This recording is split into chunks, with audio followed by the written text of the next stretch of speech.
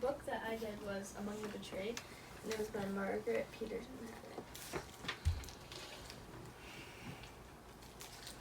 Okay, so her background is that she's a 13-year-old child and that she's the third child born into her family.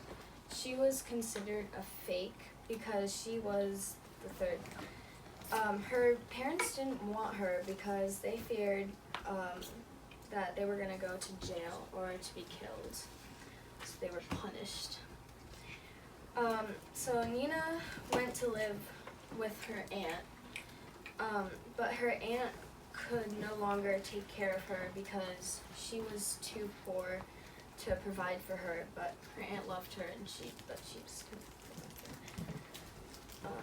Her aunt also feared the police, that she could also go to jail for having her. Okay, so these are some hardships that she had. So, was being sent away by her parents,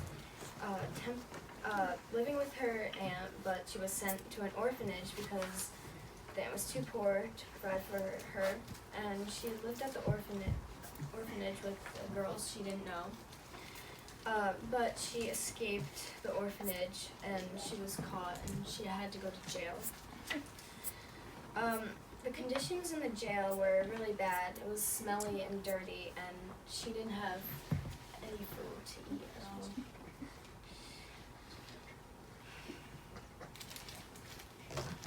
Okay, so life at the orphanage was not easy for her.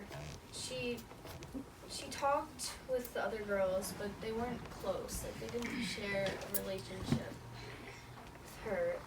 She was really unhappy, and she wanted a better life. And again, food was very limited.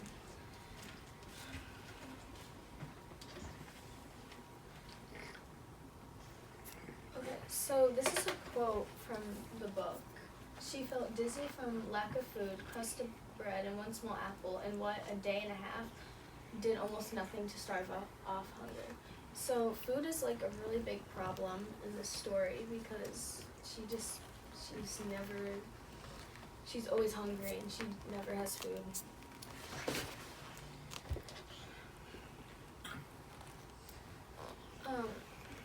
What is she going to do now?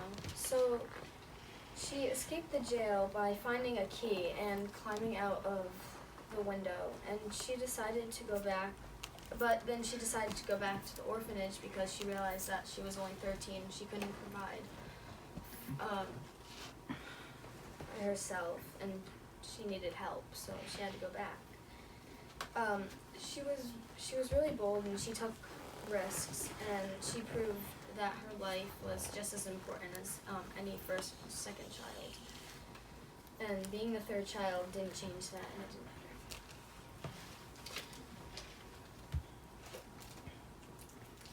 matter. Okay, so I would rate this book a 4 out of 5 because the theme was meaningful, because the author showed through that the main character, Nina, how important it was to persevere and to never give up even when things seem really, really hard.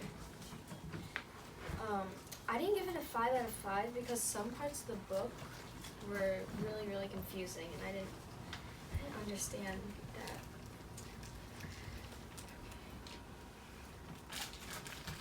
So the age grade recommendation, I would recommend it to 8th and 9th graders because some of the parts of the book weren't all that clear, and I don't think younger kids would understand the book the way older kids would, like what the meaning of the book was.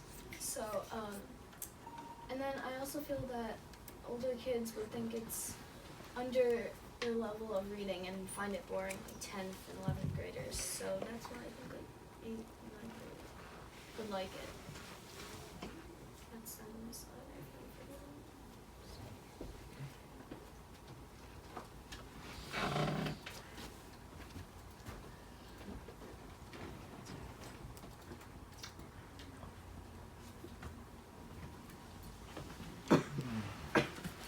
Hello, my name is Emily Grace, and today I'm going to be interviewing Nina.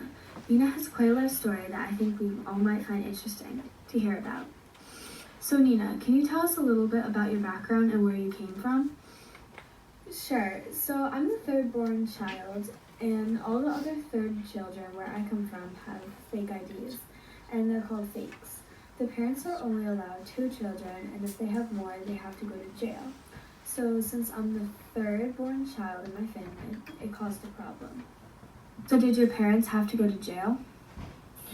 No, but instead I ended up going to jail. I started out like any other 13-year-old girl, and my parents didn't want me to live with them because if the police found out that they had a third child at home, they could have gone to jail or have been killed for having me. That's a little silly, don't you think? Yes, I know that's a little silly, but it was the rule. If they didn't follow it, they could have gotten killed or arrested. But my mom and dad didn't want to go to jail or to be killed, so they had me live with my aunt. I stayed with her for a little while, but she didn't keep me because it was hard to keep up with the money needing to support me at that time. Oh no, so what did you do then? Was that when you ended up in jail? No, not yet. I had to go to an orphanage and live there with a lot of other girls. And that wasn't fun because I didn't know any of the girls, and some of the girls weren't all that nice to me. Wow, I'm so sorry. What did you do then? I know that at the orphanage, my life was going to stay the same for the rest of my life. So I wanted to go and move on and find a better life on my own, so I left. Wow, that's awesome that you're only 13 years old and you wanted to start a new life. How did you do that? Halfway on my journey, the police captured me and I had to go to jail. Not knowing whether I was going to make it out alive, I had the opportunity to escape the jail and go out through the window. So I did. I got away. I was so happy because the police didn't know that I escaped. Wow, you have a fascinating life story. Thank you so much for telling us all about it. You're welcome. Thank you for listening. Goodbye. Give her a round of applause. You have one more part, correct, Emily Grace? Oh, yes. So you better come up and explain and do what you're doing.